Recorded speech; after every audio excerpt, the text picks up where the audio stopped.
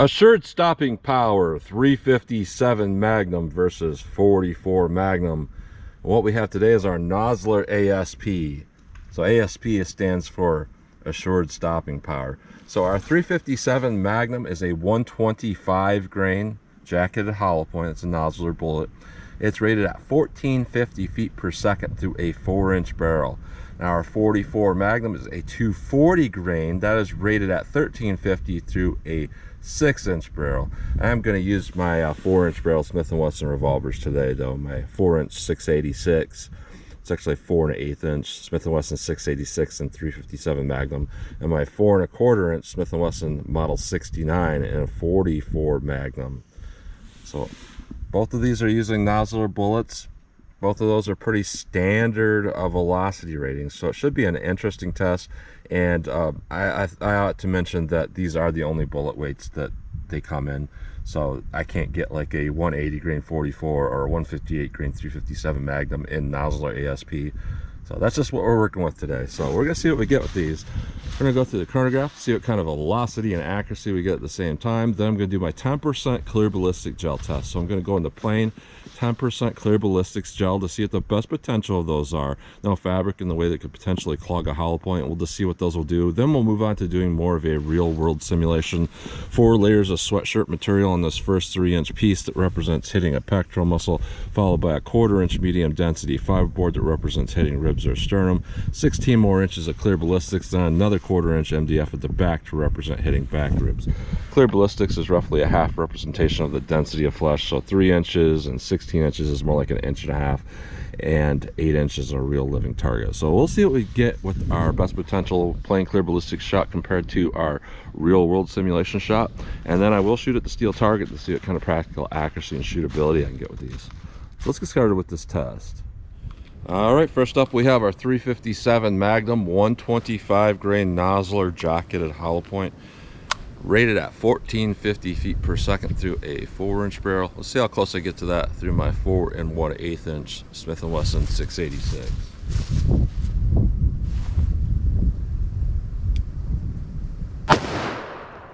$15.11,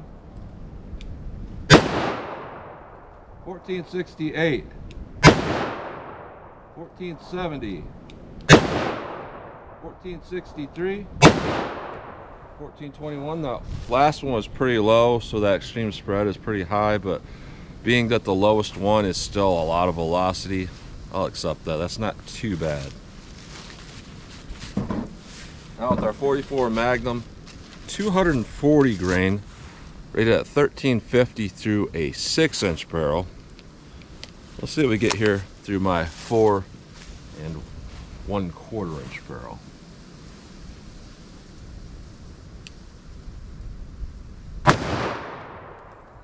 $12.66, $12.65, $12.13, $11.73, $11.41. Again, very inconsistent suddenly. Don't know why. Definitely has a lot of recoil though. That's a full powered Magnum. Let's hit our ballistics gel block and see how these compare. All right, first up, our plain clear ballistics shot, no fabric in the way that could potentially clog a hollow point.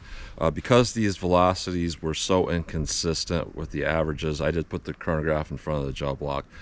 People ask sometimes why I don't do that always. It's mainly because I've had a lot of problems with specifically Magnum rounds, shooting that first 3-inch piece of gel onto the chronograph and knocking the thing right down into the mud, and it's just not a good idea. But because these velocities are so inconsistent, I am going to run it. So let's see what we get here on our plain clear ballistic shot with our 357 Magnum.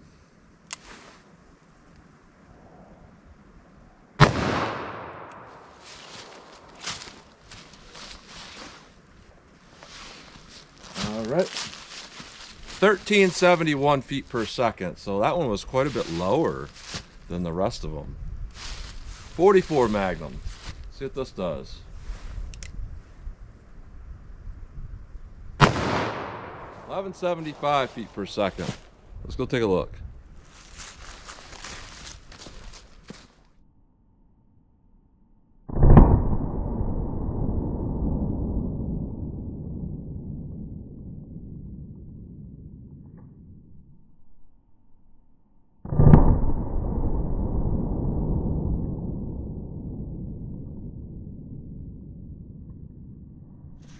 All right, so both of those are a little bit lower than typical, and I'm having one of these days again where it's cloudy and the cloud goes away and there's so much sun it's hard to see through these gel blocks. They're like start glowing.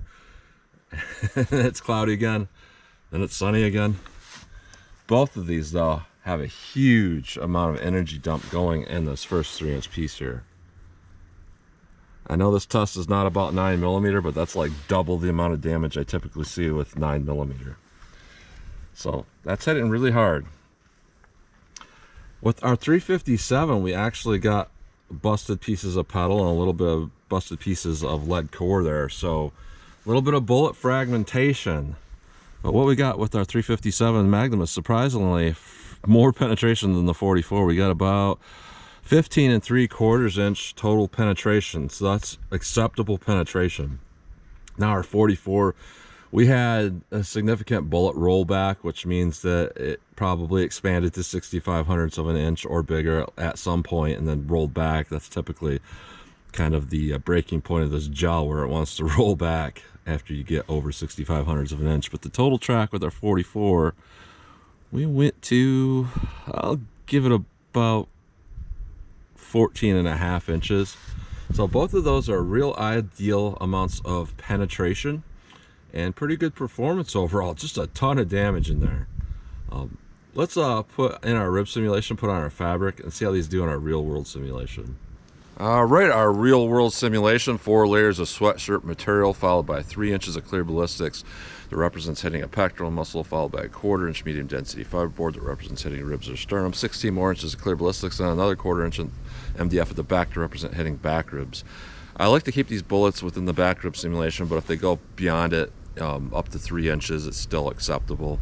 I don't think it would pass through an average size individual from a front-on shot. So this is where things sometimes get a little questionable if that first 3-inch piece is going to stay up there, because when I put the MDF in, sometimes that's what causes it to jump back and hit my chronograph.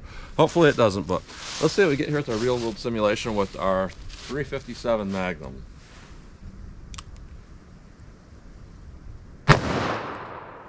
(1427 feet per second). Let me set that all back up and we'll hit it with the 44 Magnum. All right, 44 Magnum. Let's see what this does.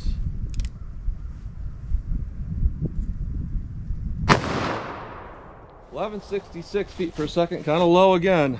Let's go take a look. I actually kind of clipped the edge of that first MDF. I'm gonna take another shot then. All right, one more shot. I put my chronograph away already, but I need to get closer with this anyway to make a more accurate shot. That's another reason why I don't like the chronograph up there, is I back out further, and it makes it hard to get 4 shots in there that I normally typically take. So let's see what we get here. Again, 44 Magnum. Now let's go take a look.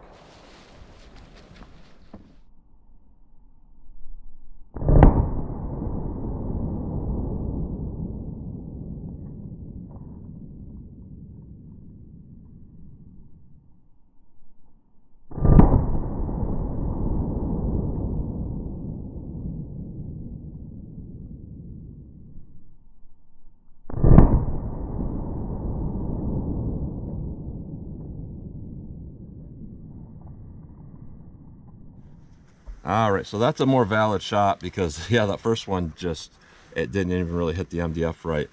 And well, I think you guys saw it before, but the hole with the 357 Magnum was pretty good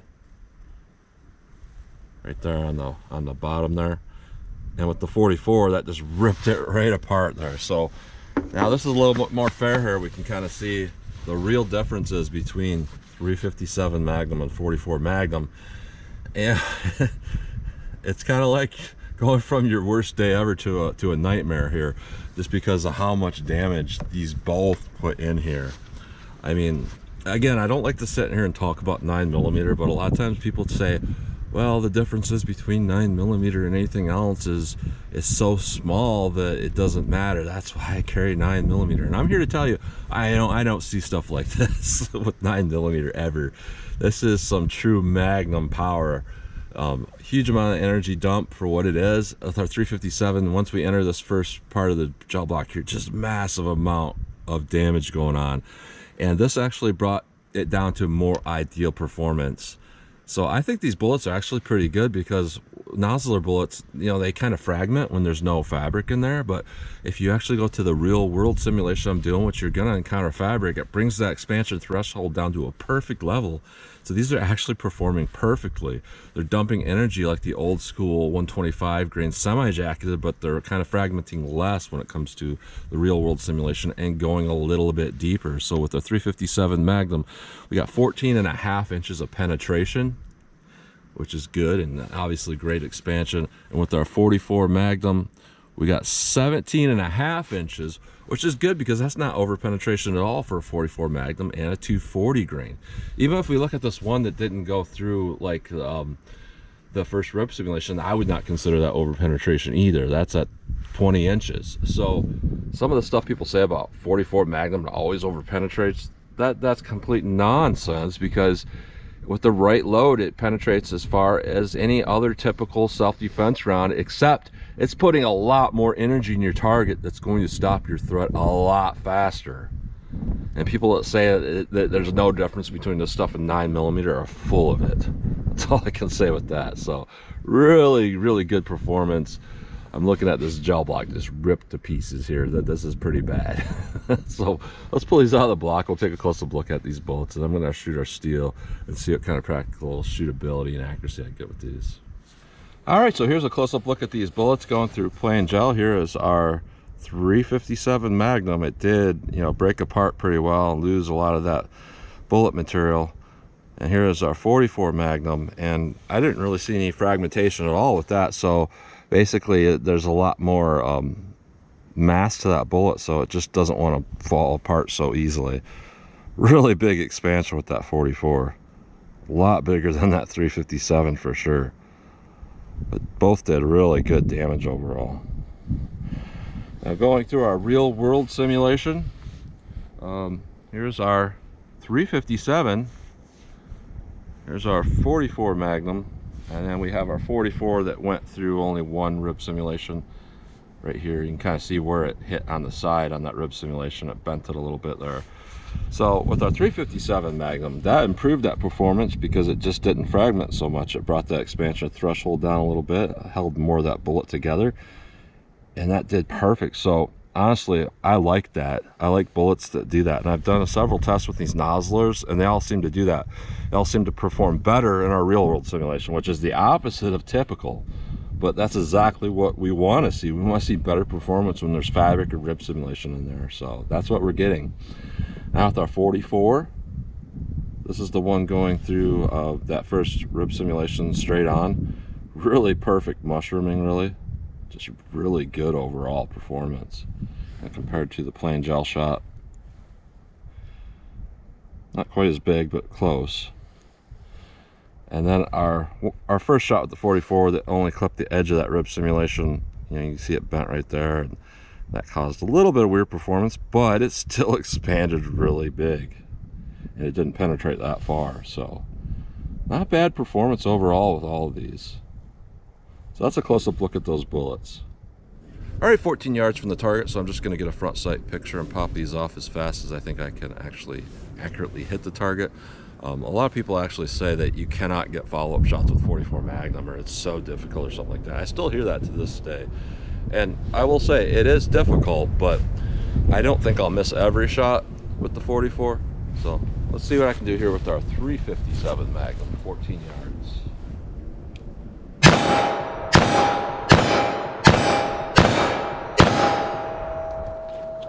It actually shoots pretty good out of that gun there. Our 44 Magnum, definitely a lot more recoil.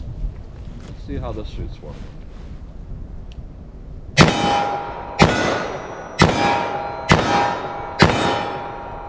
And I didn't miss any of those shots. Why? Because why would I? You bring your front sight down, you see the sight again, then you press the trigger, you get recoil.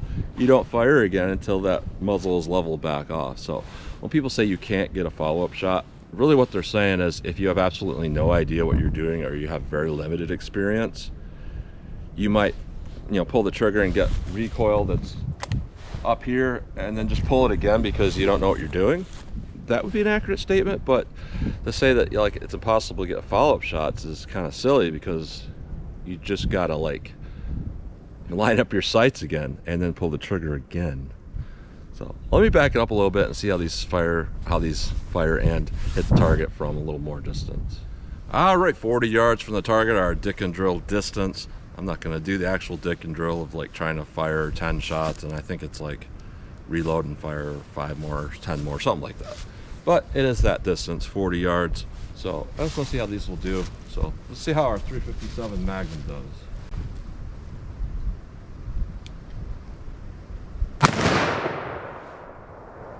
I pulled that one somehow.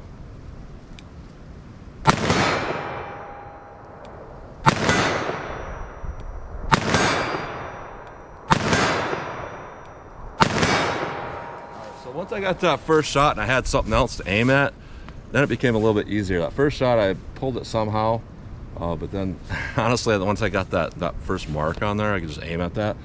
I'm gonna say for me, that's not bad. That's better than typical, so not too bad. Now we'll see if there's a difference on how much energy hits the target with our 44.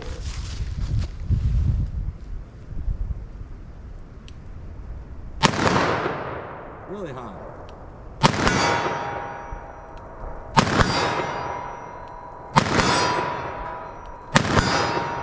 So that first shot, it shot way over the target, so the point of impact is a little bit high with this, because the rest of those shots I aimed like pretty much at the very base of the target. So a little bit of recoil going on, I think, caused me to either flinch or the bullet to leave the muzzle and create recoil before it leaves, something like that.